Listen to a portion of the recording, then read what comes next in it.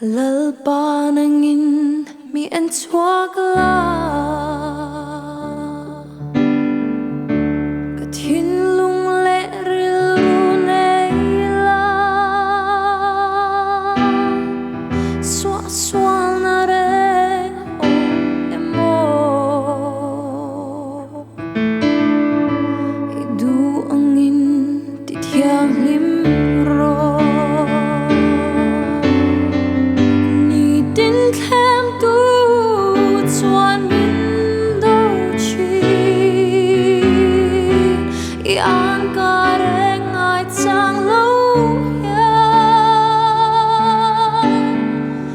lalpa rem ti in ka pan chi keima kong sia lo ni si chak na le kan du ai sa kan nol na nghe nang hlau ai chuan